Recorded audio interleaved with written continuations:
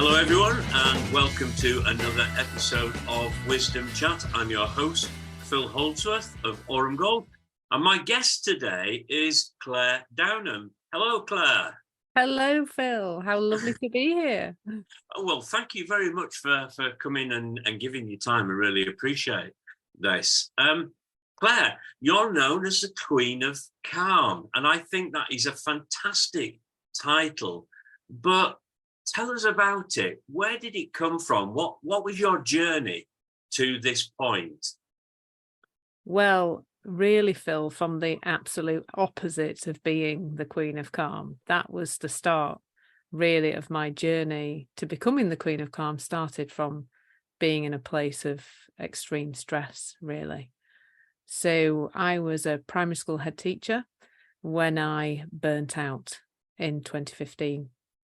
And at that point, I think if you'd have said to me the day before, Claire, you seemed a bit stressed, I would have been quite indignant about that and quite upset. I'd have been very much, how very dare you say that I'm stressed? There's nothing wrong with me. I'm absolutely fine.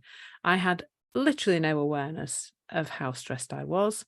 I was absolutely physically and emotionally exhausted. I wasn't sleeping. I was catching every bug going. And I had multiple other symptoms of stress that I now know were stress related, but back then I absolutely didn't. And that led to me not working for a year. So I walked into work one day, I walked out utterly burnt out, and I never actually went back to my job again. I had a year off sick, and during that year went through quite an up and down cycle of trying to get well, feeling like I was better, and then crashing back down again. It was a really difficult year, not least of all, not really helped by the fact that the NHS had said I had depression, and I didn't have depression. I had adrenal burnout, which is not the same thing. After that year, I was left with no choice really but to resign. So I resigned on the 1st of April 2016. Quite an April fool that was. Bang goes my 20-year career in education. And I didn't know what I was going to do. I didn't really have a clue. And then quite bizarrely, I received an email about learning about hypnotherapy, about training to be a hypnotherapist. And I decided to go along to the course, not really because I thought I was going to start a business, but just because I'd always been interested in self-development and things like that. I'd always been interested in hypnotherapy and complementary therapies. And I thought, you know what, this would be something interesting. And it was only really towards the end of the course that I realized that I was going to be starting a business. So I call that my first accidental business. I'm not a hypnotherapist anymore, which I'll come on to the reason why in a moment. But it really was purely by accident. I started getting into business networking. I fumbled around in growing my business because I didn't know anything about business. I was in education, not a clue. We especially in primary, we're in a little bubble. We don't have anything to do with the real world at all. So I didn't understand anything about business. So I was really working out as I went along. And that involved going to a lot of networking events. And I think where we first met, actually, Phil, at For Networking. Yeah. And the thing about that was, number one, yeah, it was great. I grew my business through the networking, and I made a lot of great friends and associates and things. But the other thing was that there was a lot of talks. So you'll remember people used to do these talks called foresights that were about 20 minutes long. And a lot of them, the ones that I experienced, were about self-development. And I started to get the idea that there was a way to be in the world in order to be successful in business. Really got that seemed to quite quickly get quite ingrained in me. And the idea I had was that we had to be on it all the time, that we had to have kind of a very straight, consistent energy level, motivated all the time, getting up every day, smashing our goals, very kind of hustle mentality. That's what I picked up. And I wasn't like that. I was an adrenally fatigued menopausal woman with now underactive thyroid as well. So my energy levels were like a roller coaster. And I didn't think that was okay. So I spent a lot of time working on myself, trying to fix myself, trying to make myself better, doing all the kind of morning ritually type things to make myself feel calm enough and make myself feel motivated enough. So there was, affirmations and meditation and gratitude journals and all those kind of miracle morning type things. and endless therapy and self-development books and how to build habits and yada, yada, yada. I went on and on and on. And I was poking around in the past too, trying to find the root cause. And that lasted about 3.5 years. And I was okay, but I felt like I was on this self-development hamster wheel and I didn't know how to get off. I felt like I had to keep working on myself to be okay. And it was, I reckon I was spending 10 hours a week. So it was ironic that it was around trying to be more productive, and I'd have been more productive if I'd have spent those 10 hours actually doing some things I needed to get done. So it was all very ironic. And then in January 2020, I was introduced to this understanding that I now teach, which is called the 3 principles. And very, very quickly, I experienced quite a transformation, going from really only feeling very calm when I was in meditation to feeling that state of meditation more of the time, noticing that my productivity got better, my relationships improved, my relationship with everything, not just with other people, but with food, with my business, with life in general, completely transformed. And then March 2020 came along. And of course, we all remember that in all its glory, don't we? That and my hypnotherapy business, which at the time was in person, completely and utterly disappeared overnight. And in a way, I was grateful because I could see that I didn't want to carry on doing hypnotherapy. It just didn't make sense anymore, because what I'd seen in the 3 months running up to March 2020 had changed my life so much that I wanted to share that, to teach the 3 principles. And so I retrained. And after a little while, people started to talk about how calmly I spoke and how calm I was, and that was my persona. And I can't even remember who it was that originally kind of said, you're like the Queen of Calm. And it just stuck really. And I carried on with that. And I do feel calmer than I've ever felt in my whole life. And I feel like that most of the time really now. No matter what's going on in my world, I can maintain that a lot of the time. Yeah, that's wonderful, Claire, because I think given the present state of the world at the moment, as we were just saying, I was saying a short while ago, calmness is something that lots of people are really sort of seeking for and trying all sorts of things to get there, and trying to find, I think the example you gave with regards to when you started out in business, I can identify with that, because that for me was also a very difficult time when I first started out, because you get well-meaning people saying you need to do X, Y, Z. It's almost like you need to be more like me. And in actual fact, no, I don't. I need to find my way, but I need to find my way that's right for me and for what I'm about and what I'm delivering. But it can get very stressful, because we say you don't compare yourself with other people, because you're onto a loser straight away. But people naturally do. They look around and think, oh, perhaps I ought to be doing this, perhaps I ought to be doing that. Perhaps I ought to be more calm in this area, but and then, like I said, we're trying all sorts of things. So that's, I think, it's a really powerful story of yours in terms of that journey. And like I said right at the beginning, Queen of Calm. What a great title! And I can safely say, remembering those days when I first met you in the networking, I remember those days. I know those 4 sites that you talk about. And occasionally bumping into you at different places and thinking you are a lot calmer, and it's almost like it's become who you are, this calm person. So the assumption perhaps by many would be, does that mean you've got everything sewn up? Do you experience any challenges? Or is it everything's just plain sailing? I mean, what would you say to that, Claire? I'll just try and get the words out past the laughter, Phil, I think is the answer to that, because absolutely not. I don't have it all stitched up, and I'm not calm like this all the time. I think the real difference now is that I'm not so bothered when I'm not calm. So you asked my other half, we should have him on here really to just give the evidence. But, you asked my other half, like yesterday we were doing some decluttering and tidying up, and he was just putting things in the wrong place all the time and doing it all wrong. And so I kept losing my what with him over and over again.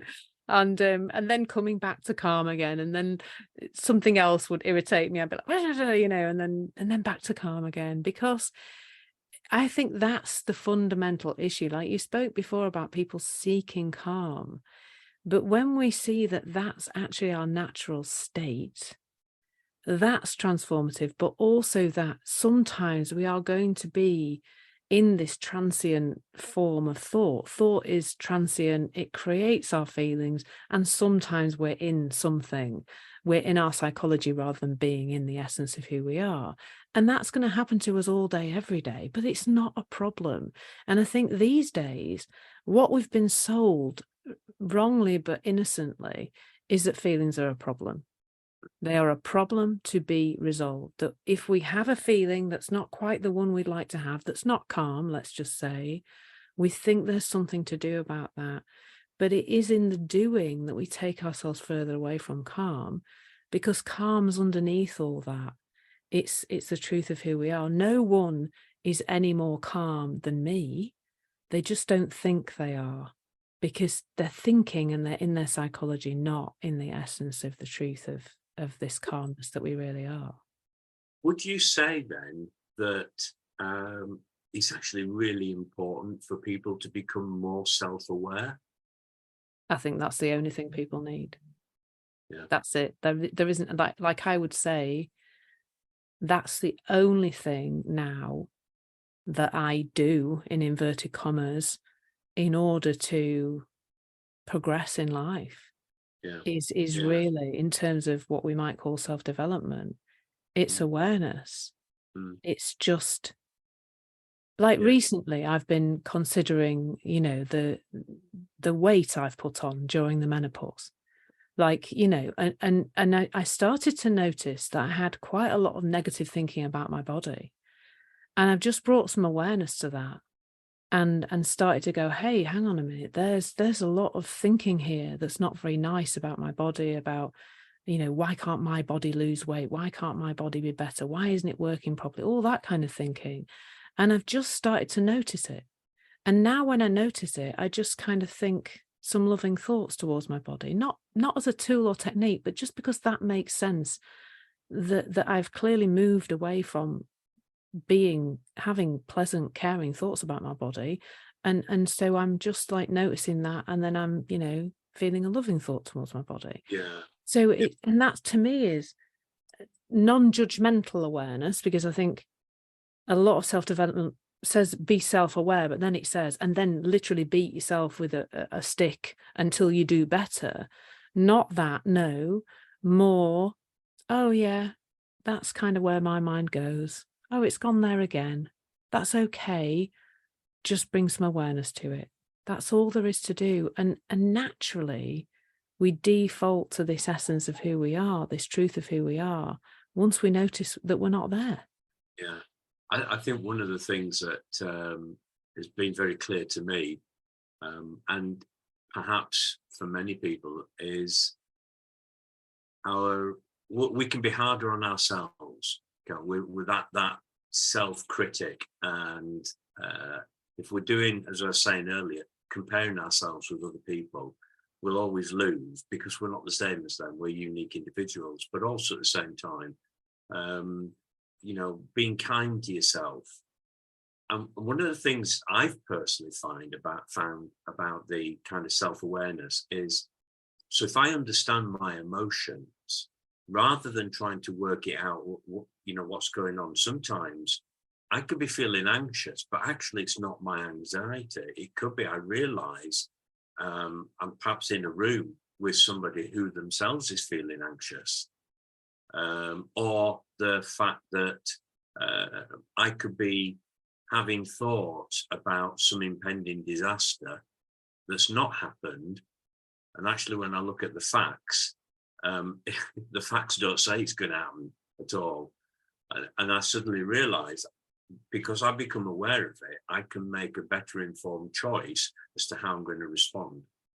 And I suppose that's a lot of what you're talking about, is because of that self-awareness, we're better placed to make better decisions.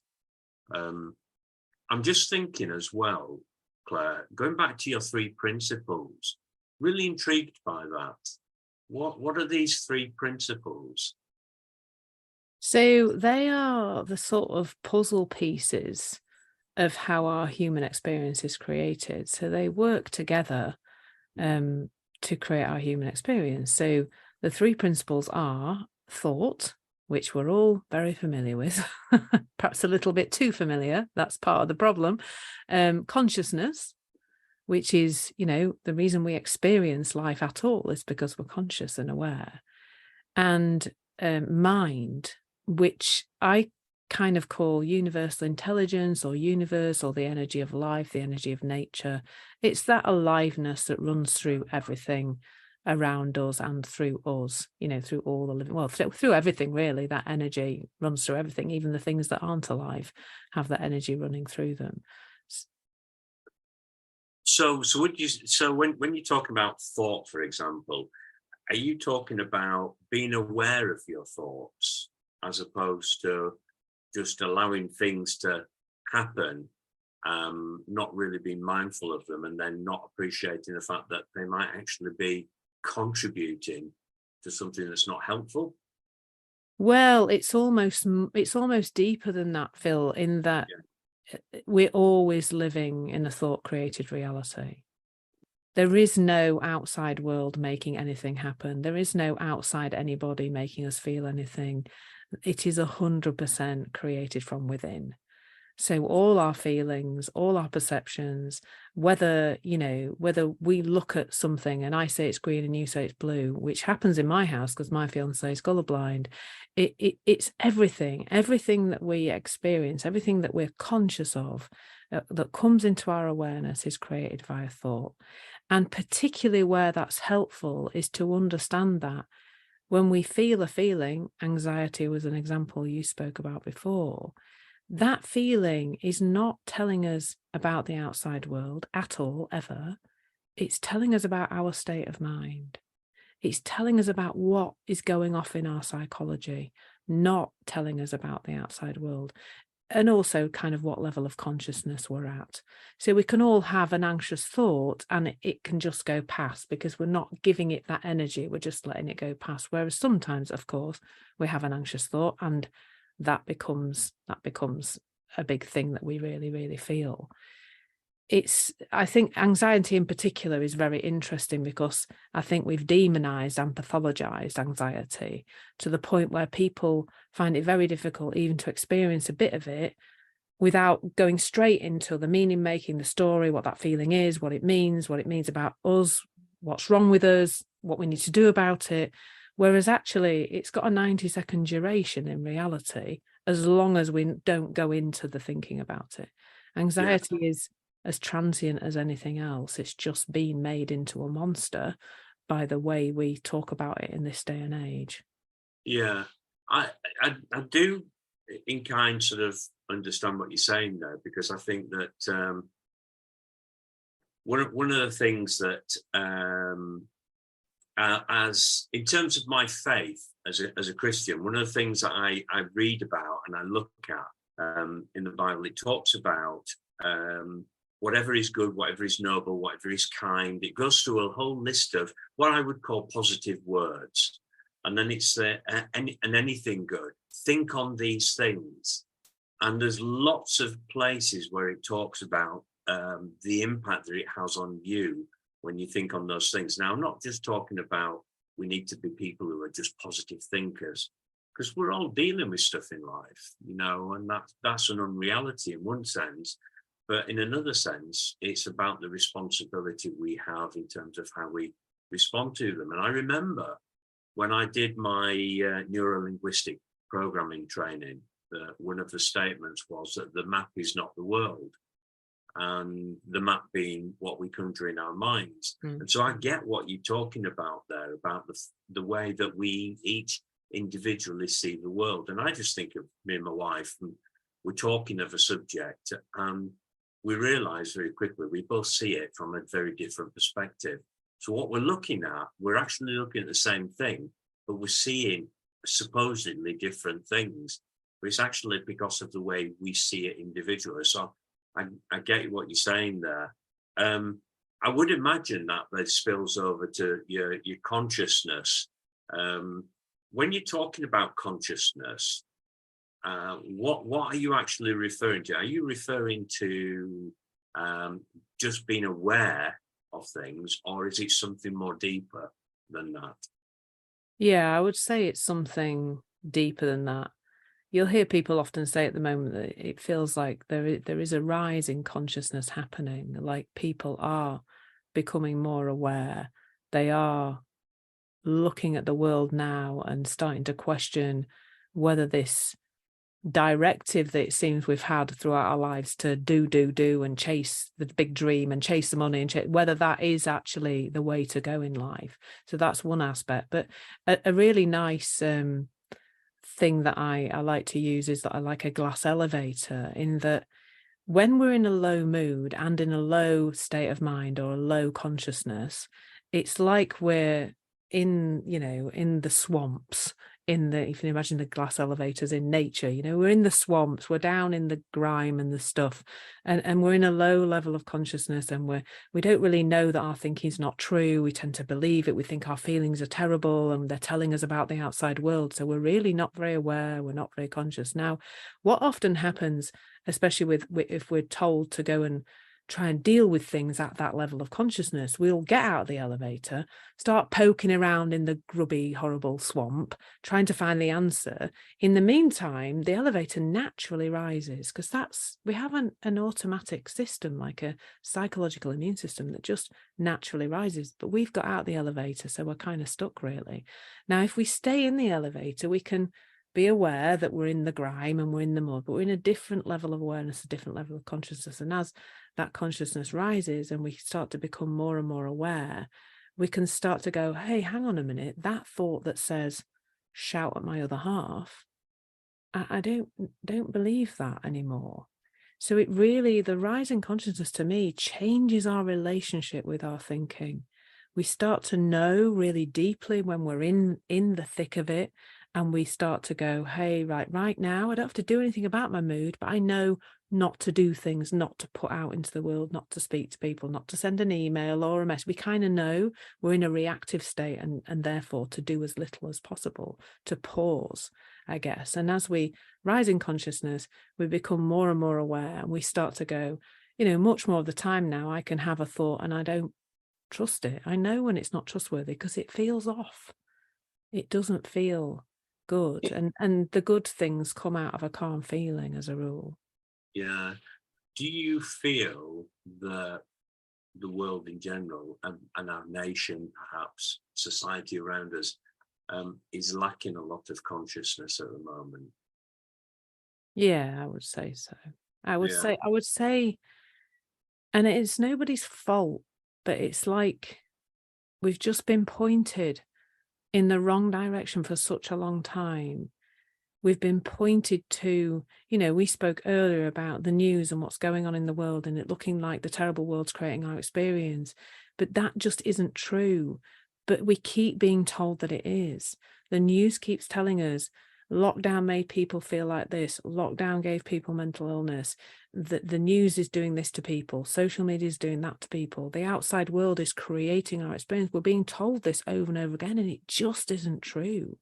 So I think it's a lack of consciousness, but it's confusion, I think, as well. It's a misunderstanding that the majority of people are living in, a misunderstanding about where their feelings are coming from. If you think your feelings are coming from the outside world and something that Joe Bloggs did, then you are going to feel the need to have a go at Joe Bloggs, aren't you? Write him a rude letter, or have a go with him in the street, or, whatever, send a rude email. You know what I mean? You're going to feel like it's Joe Bloggs who needs to, you're going to want to release that feeling towards Joe Bloggs. When you realize that that's you, then you're going to leave Joe Bloggs alone and take care of yourself. Would you say then, Claire, that so let's talk about triggers for a moment, because oftentimes people do react to triggers, and I hear people say, well, this is me, this is who I am, as though actually they can't take responsibility for their responses, their actions, the things that they think about and dwell upon, and so on. And yet actually we've all got that ability to do that. But yet every now and again something happens. You were referring to your fiance in terms of putting things away or wasn't doing something right, and you wanted to react. So in a way it's kind of a trigger for something, but your consciousness, you're aware by reacting that way, I'm not going to help the situation. And actually, why am I reacting that way? It's because this is how I'm feeling inside. So now I can make a choice to focus on or change the way I'm feeling by perhaps doing something else or thinking something else. Would you say that, I've sort of understood what you're saying there, and my application in the world in terms of those little things, which I call triggers, if we're not aware of them, we'll just react. It all comes out. Yeah, it's pretty much understanding what a trigger is. So when people talk about being triggered by Joe Bloggs, we'll just keep Joe Bloggs in the story, I think, but they really think that Joe Bloggs is doing something to them that is creating this uncomfortable feeling. Joe Bloggs is doing something in the world that's making me feel something. And that's what people call a trigger. Now, in actual fact, a trigger, when we feel that initial reaction, that's like an amber warning light. That's like your consciousness tapping you on the shoulder and going, just need to let you know, your state of mind's going off right now. You're going. Now, if we think that feeling is coming from Joe Bloggs, reacting to Joe Bloggs makes sense. If we think that feeling is coming from us, looking after ourselves makes sense.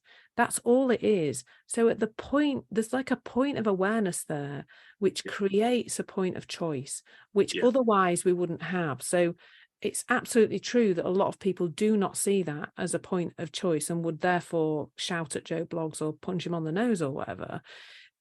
But that's because there's an outside-in misunderstanding that Joe Bloggs is creating the feeling, and a belief in the thought that comes in at the moment that just says, well, the thought kind of is saying, to feel better, you're going to have to punch Joe Bloggs on the nose. It's not quite as detailed as that, but that's all happening very, very fast.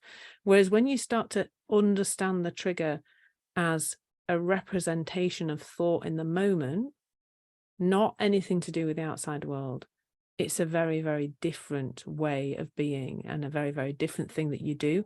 I tend to see that you do less, you pause more, and you realize that you need to sort yourself out for a minute or two. Now, you still might go to Joe Bloggs and say, excuse me, Joe Bloggs, don't really like what you just did then, and I'd be really grateful if you didn't do it again. From that place, from this place of calm, you're not going to let Joe Bloggs be horrible to you and treat you badly, but you're not going to go and speak to Joe Bloggs when your mind's all over the place. Yeah, I do get that, and I can remember many years ago when I worked in the world of engineering. I worked for a very, very small company. It was a two-man outfit. I was the only employee, and we're one guy who owned the business, who was a really nice guy, and another guy, the partner in the business, was a bit of a Jekyll and Hyde. And he epitomized what you just described there, of somebody reacting to a situation, not really being in control of their responses, even though they could be, but they just responded. And the thing was that what came out oftentimes was quite damaging for them, but also damaging for the other people, because it's how it's what you do when you're going away from that situation. I felt on occasions intimidated, but the positive side of that was there came a point when I decided I'm not going to be intimidated anymore. I need to kind of stand up for myself, stand up for what I believe is right, and I did that. and it taught me something about myself, what's already in there, what I'm capable of doing in terms of dealing with a situation that is not pleasant, but dealing with it in a calm and strong way. So I wasn't rude or anything like that. I just stood up to the guy, and I must admit, I think to a degree, I gained an element of respect from him. But having said that, there were some real issues there that only he could deal with because they were internal to him, but they just happened to keep spilling out onto everybody else around. So when you were describing that's the kind of thing that came to mind for me in my own personal experience. Just the last thing then, mind in the three principles. So would you like just to expand on what do you mean by mind? Because people think of mind as being that grey matter up here. Yeah, fundamentally the opposite of that. So I guess people would call that all sorts of things. From a Christian perspective, you might call that God. You might call it, somebody who's kind of on a spiritual, non-religious path might call it the universe. I quite like the energy of life or the energy of nature. It's this power really that drives everything and supports everything. So right now, you and I are both breathing, our food, if we've had some lunch, is being digested, our heart's beating, and we're not doing any of that. When we look out into nature, we can see it, because we can see that, on my lawn, there were dandelions and then there were buttercups, and now there's clover, and none of it's allowed to be cut because the bees need it. So, that's all just happening. Nobody's doing that. Something, some otherworldly force, I guess you might call it, is doing all of that. Now, how I often talk about that when I speak to individuals about this is how we might feel that or connect to it would be that sense of gut instinct or intuition or inner wisdom, that which comes from the space. So when we're calm, for a lot of people, that would be when they're out for a walk or just sitting quietly, the new ideas that come, the times when a decision is made without us feeling like we've made it, this connection to universe, it's like a connection to universal intelligence is a good way to put it. And I think that powers everything, really. That is everything. Yeah. All the other things, the consciousness and thought, come out of that, because that is everything. That is the entire power of the universe. I suppose the world of mind, as you were describing it, Claire, would be probably for many people for centuries to come, an area of great, a great topic area, of great discussion and debate and all sorts of things. But I do understand what you're saying about that sense of almost like a higher order, a power, or I mean, we only have to look around, don't we, and look at nature around us and the world around us, and if we are able to stop for a moment, we can actually appreciate something that so often we just whiz past and don't even notice it's there. Just like the coloured markings on a bird that just happens to be perched on a branch near you that you've not seen before, or just a view that you've driven past so many times, but you've just not paid any attention to it. And it just changes through the seasons. Without anybody's intervention, it's just changing through the seasons. Mm-hmm. But we're just unaware oftentimes because of our busyness of life. Yeah. I do understand and appreciate what you're saying. I'm conscious of time, and I just want to come back to this thing really about when you look into the future. You use the term human potential. Would you like to just kind of elaborate on that a little bit more as to what you mean by the human potential?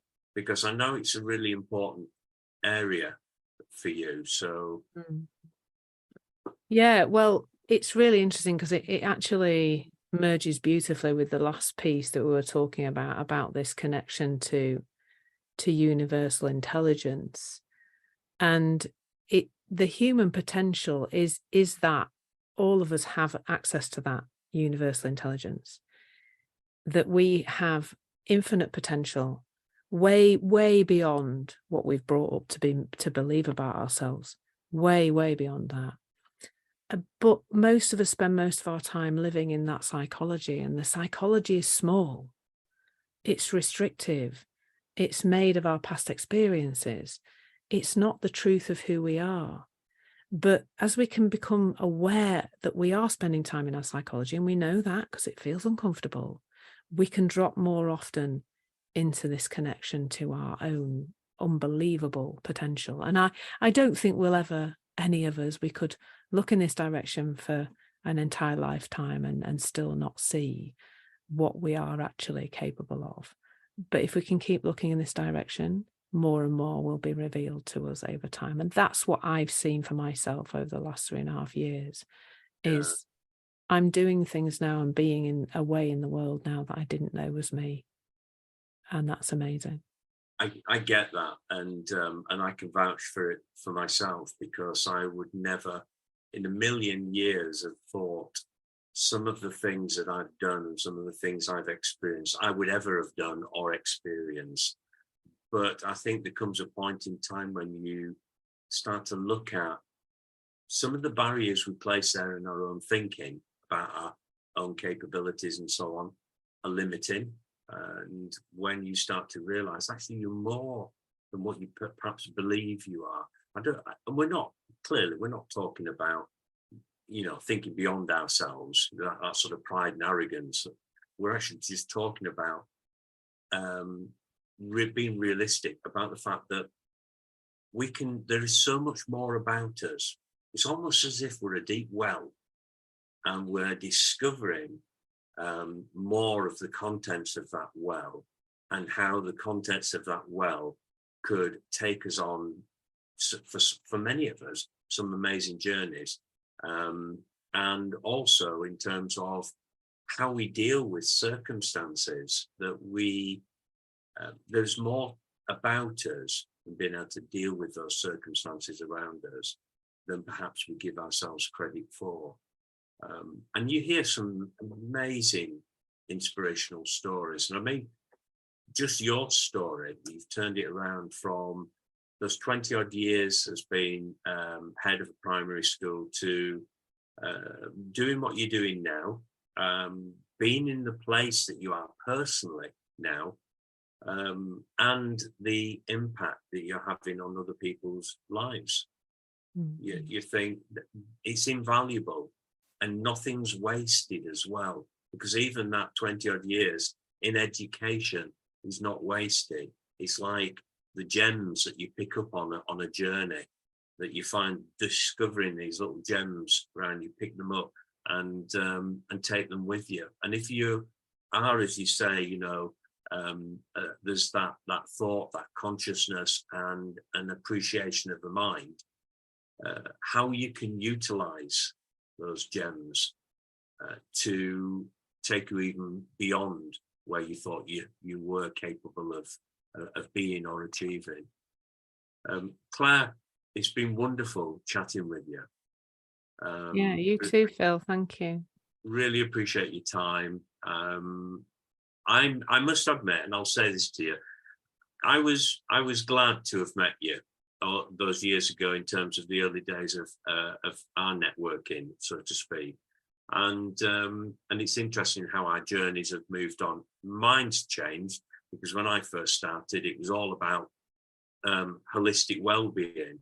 Now it's focused around our finances and understanding our relationship with our money and so on. So the money psychology. So to have seen yours develop and where it is now is fantastic. And anybody listening to this, Claire does a wonderful live session virtually every morning, weekdays, is that? Yeah. The Queen of Calm. And if you really want to know what it is to learn about that calm, then I'd encourage you to listen to Claire on live podcast. Do you want to tell everybody how they would get onto that? Yeah, so it's on 3 different platforms actually. When I go live, it's on LinkedIn, YouTube, and on my Facebook page. So wherever you are, you should, if you search Claire Downham, the Queen of Calm, you will find me. And if you can't, drop me a message and I'll point you in the right direction. Okay. And how would they drop you a message? What's the best way in getting hold of you? So yeah, they can do that through my website, Claire@clairedownham.com. There's a place to message me on there. Or on one of those platforms. LinkedIn's probably not a bad idea, and Facebook as well, if they're connected with me there. Thank you very much, Claire. It's been wonderful chatting with you, and all the very best going forward. Thank you so much, Phil. It's been an absolute pleasure.